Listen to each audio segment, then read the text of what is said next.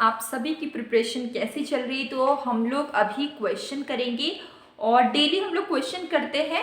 तो अभी हम लोग करने वाले हैं कुछ क्वेश्चंस जो कि यूजीसी नेट इकोनॉमिक्स के क्वेश्चन पेपर का। तो अगर आपको क्लास 11-12 का क्वेश्चन करना है या फिर क्लास 11-12 के चैप्टर्स करने हैं तो आप वो भी ज़रूर बताइएगा, तो मैं उसे भी करवाऊँगी। मैं बीच बीच में मैं करवाती भी हूँ, ठीक है। तो अभी हम लोग कुछ क्वेश्चंस करेंगे और अगर आप इस चैनल में नए हैं तो सब्सक्राइब कर सकते हैं और बेल आइकन को ज़रूर प्रेस करें। इससे क्या होगा, आने वाले सभी वीडियोस की नोटिफिकेशन आपको मिल जाएगी और कोई भी वीडियो आपका मिस नहीं होगा। तो चलिए हम लोग स्टार्ट करते हैं। देखिए क्वेश्चन हमारा फर्स्ट क्वेश्चन अगर हम लोग यहाँ पे देखते हैं, to decrease in marginal propensity to save, ठीक है, लीड टू। तो देखिए एमपीएस की अगर हम बात कर रहे हैं, ठीक है, यहाँ पे हम लोग किसकी बात करें, एमपीएस की।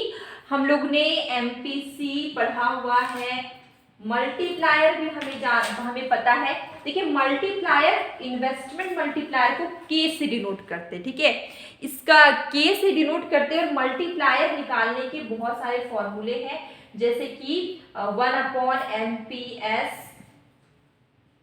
K is equal to 1/1 - MPC, और एक और फॉर्मूला है K is equal to change in income due to change in investment, ठीक है।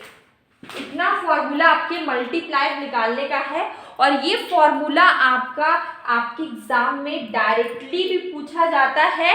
और ये सारे जो फॉर्मूले मैंने लिखे इससे न्यूमेरिकल क्वेश्चंस भी आते हैं, जैसे कि आपको एमपीसी गिवन है, आपको मल्टीप्लायर निकालना है, आपको एमपीएस गिवन है, आपको मल्टीप्लायर निकालना है, आपको चेंज इन इनकम और चेंज इन इन्वेस्टमेंट गिवन है, आपको मल्टीप्लायर निकालना है। तो आपको बस ये नॉर्मल फॉर्मूला रखना है और उस पर वैल्यू पुट करके क्वेश्चन को सॉल्व कर लेना है, ठीक है। तो ये सब पे भी मैंने बहुत सारे न्यूमेरिकल्स करवाए हैं, ठीक है। अगर आप शॉर्ट वीडियो देखते होंगे तो आपको पता होगा कि रेगुलर हम लोग इन सब क्वेश्चंस को भी करते हैं। तो देखिए अभी हमारा क्वेश्चन किस पे है कि अगर मार्जिनल प्रोपेंसिटी टू सेव क्या होगा, ठीक है, डिक्रीज होगा, एमपीएस डिक्रीज होगा। कब होगा डिक्रीज, एमपीएस कब डिक्रीज होता है, ठीक है। एमपीएस आपका यहाँ पे देखिए एमपीएस कब डिक्रीज होगा, मार्जिनल प्रोपेंसिटी टू सेव। ये क्या हो रहा है, घट रहा है। क्यों घटेगा, जब मल्टीप्लायर आपका बढ़ेगा, मल्टीप्लायर आपका बढ़ेगा या फिर देखिए मल्टीप्लायर, ठीक है। देखिए एमपीएस आपका यहाँ पे क्वेश्चन में लिखा हुआ है to decrease in marginal propensity to save. MPS आपका क्या हो रहा है, डिक्रीज हो रहा है। तो क्यों डिक्रीज होगा, क्योंकि मल्टीप्लायर बढ़ रहा है, क्योंकि मल्टीप्लायर घट रहा है, इसके बहुत, या फिर मल्टीप्लायर सेम है, कांस्टेंट है, या फिर कुछ भी नहीं, नन ऑफ दिस, ठीक है। तो एक चीज याद रखिए, एमपीएस क्या होगा, एमपीएस और मल्टीप्लायर के बीच में कैसा रिलेशन होता है। आपसे सवाल है कि एमपीएस और मल्टीप्लायर के बीच में कैसा रिलेशन होता है, पॉजिटिव या नेगेटिव, ठीक है। देखिए एमपीएस और मल्टीप्लायर के बीच में नेगेटिव रिलेशन है। एमपीएस अगर घटता है तो मल्टीप्लायर बढ़ेगा, एमपीएस अगर बढ़ेगा तो मल्टीप्लायर क्या होगा, घटेगा। तो एमपीएस और मल्टीप्लायर के बीच में कैसा रिलेशन है, नेगेटिव रिलेशन है, इनवर्स रिलेशन है, ठीक है। तो इसका आंसर क्या होगा, मल्टीप्लायर इंक्रीज होगा तो मार्जिनल प्रोपेंसिटी टू सेव क्या होगा, डिक्रीज होगा, ठीक है। क्वेश्चन क्या था, decrease in marginal propensity to save, ठीक है। एमपीएस क्या हो रहा है, घट रहा है, इसका मतलब क्या होगा, एमपीएस घट रहा है, ये वाला सिचुएशन है। मल्टीप्लायर क्या होगा, बढ़ेगा, ठीक है। तो increase in the value of multiplier, answer क्या हो गया, ए हो गया। सॉरी मैं यहाँ पे क्यों लिख रही हूँ, इसका आंसर है ए, ठीक है।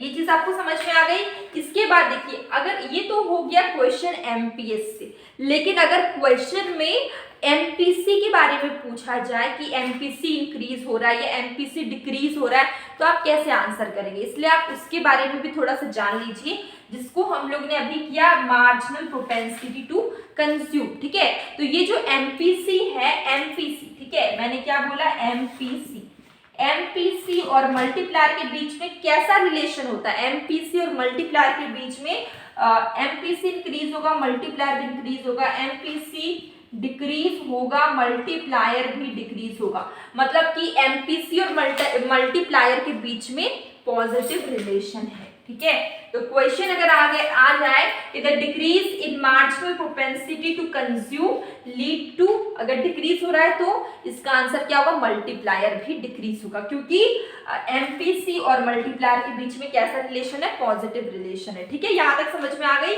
ये क्वेश्चन आपका हो गया। अब देखिए closing down point of a firm is corresponding to, ठीक है। अगर हम बात करें क्लोजिंग डाउन पॉइंट, देखिए ये क्वेश्चन हम लोग ने किया हुआ है, लेकिन कुछ बच्चे हैं, कुछ स्टूडेंट्स हैं जो कि कंफ्यूज हो जा रहे होंगे ये वर्ड के कारण कि ये क्लोजिंग डाउन हम लोग ने पहली बार सुना है, पर ये नया नहीं हमारे लिए। आप याद करिए shut down point, micro economics में अगर आपने बहुत बेसिक 11-12 का पढ़ा होगा तो आपने पढ़ा होगा शट डाउन पॉइंट। तो कौन से सिचुएशन में किसी भी फर्म पहुंचता है जब उसे शट डाउन करना पड़ता है, कौन सा ऐसा सिचुएशन है। तो याद करिए हम लोग ने पढ़ा हुआ है, क्वेश्चंस भी किया हुआ है शट डाउन पॉइंट पे, कि जब देखिए यहाँ पे आपको एबीसी पे लिखा हुआ है, लेकिन देखिए यहाँ पे क्या होगा, एबीसी पे, ठीक है। तो एबीसी के अकॉर्डिंग ही चलते हैं हम लोग कि जब आपका टोटल वेरिएबल कॉस्ट बोल दे ये इक्वल हो जाए प्राइस की, तो ये आपका क्या होता है, शट डाउन पॉइंट बोल सकते हैं या फिर क्लोजिंग पॉइंट, ठीक है, क्लोजिंग डाउन पॉइंट, ठीक है। जब कोई भी फर्म सिर्फ अपने टोटल वेरिएबल कॉस्ट का जो खर्चा है उसी को रिकवर कर पाए, तो वो सिचुएशन क्या होता है, क्लोजिंग डाउन पॉइंट होता है या शट डाउन पॉइंट होता है, ठीक है। ये चीज आपको समझ में आ गई, दोनों चीजें सेम है, बस वर्ड चेंज कर दिया गया है। शट डाउन पॉइंट हम लोग ने किया हुआ है, वही चीज है क्लोजिंग डाउन पॉइंट। जब कोई भी फर्म सिर्फ और सिर्फ अपने वेरिएबल कॉस्ट को, टोटल वेरिएबल कॉस्ट की जो का जो भी खर्चा है उसी को रिकवर कर पाए, तो वो हो जाता है शट डाउन पॉइंट, ठीक है। तो यहाँ पे देख पाते हैं कि यहाँ पे टोटल वेरिएबल कॉस्ट नहीं है, तो हम लोग एवरेज वेरिएबल कॉस्ट को लेंगे। तो देखिए हमारा इसका आंसर होगा, ये तो नहीं हो सकता है, average variable cost is equal to price, तो ये आपका क्या होगा, शट डाउन पॉइंट या closing down point. Answer will be D. Next question की ओर बढ़ते हैं। देखिए क्वेश्चन आपका कुछ अलग है, यूनिक है। ये क्वेश्चन है कि fill in the blanks means the sale of goods और provision of services at a price which is below cost, ठीक है।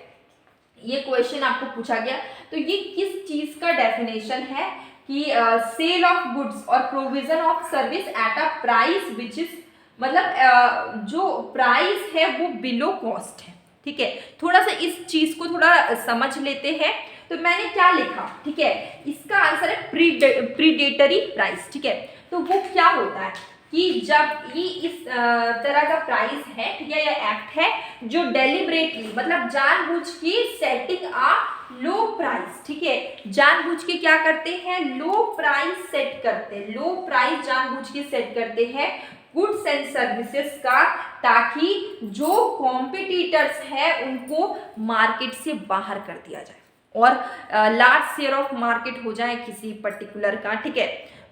तो आपको समझ में आ गया कि ये क्या है, यहाँ पे ये इस तरीके का एक्ट है प्रीडेटरी प्राइस, जहाँ पे किसी भी गुड्स और सर्विस का इतना लो प्राइस रखा जाता है, इतना लो प्राइस सेट किया जाता है कि जो कॉम्पिटिटर्स हैं वो उतनी लो प्राइस को, मतलब वो झेल ना पाए, ठीक है, क्योंकि वो भी अगर प्राइस लो कर देंगे तो उनको नुकसान हो जाएगा।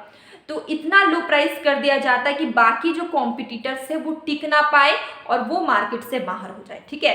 तो ये चीज आपको समझ में आ गई। तो इसका आंसर क्या होगा, प्रीडेटरी प्राइस। प्रीडेटरी प्राइस क्या आपको पता चल गई कि एक ऐसा एक्ट है जहां पे जानबूझ के ऐसा प्राइस सेट किया जाता है किसी गुड्स एंड सर्विस का, ताकि जो कॉम्पिटिटर्स है वो मार्केट से बाहर चले जाए, उस प्राइस को झेलना पड़े, ठीक है।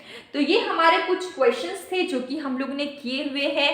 आपको क्वेश्चंस कैसे लगे प्लीज कमेंट बॉक्स में बताइएगा। अगर कोई पॉइंट है जहां पे आप नहीं समझ पाए तो प्लीज बताइए। और डेली हम लोग शॉर्ट वीडियो करते हैं जिसमें कि हम लोग क्वेश्चंस पूछते हैं, तो आप उसका आंसर जरूर करें। अब हम मिलेंगे एक न्यू वीडियो में।